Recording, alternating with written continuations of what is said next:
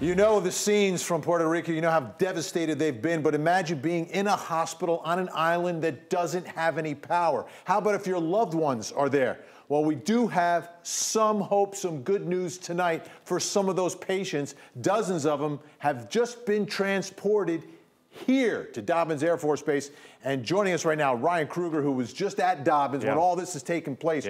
What was going on? So this is literally just about 2.5 hours ago. You see here, they're actually pulling patients off of military jets that were brought in. It was 25 patients just on this flight. But Vinny, in the last week, there have been more than 200 patients from the Caribbean, from Puerto Rico, from the U.S. Virgin Islands, brought here to the United States to get medical treatment. These are just brought to Dobbins Air Force Base to get medical treatment. And, you know, it's a lot of these folks, unfortunately, are in pretty bad shape. You know, a lot of them have lost their homes. They had to be evacuated for a reason. There were 17. How are they transporting people who are on stretchers and in such bad shape? So, I mean, these are military jets that are designed for transporting patients. And so they actually have an entire setup where they are attached in. They can take 72 patients. Thankfully, they didn't have to take that many this time.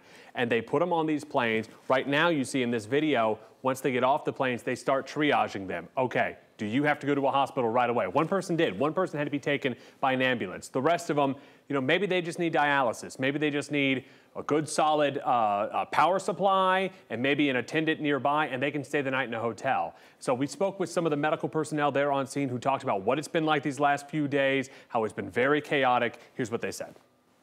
We had one guy, of course, all of the energy, power, and everything is out. His house is gone. Everything is gone. He came in with his mother and his baby. The mother of the baby, we asked, where's the mother? He didn't know. It is tough, it's challenging. There's a lot of emotional things that go into it. It's also rewarding. We're here to help our fellow citizens. They're in need. The call went out, so obviously Air Force Reserve Command, Dobbins Air Reserve Base, and all our mission partners responded.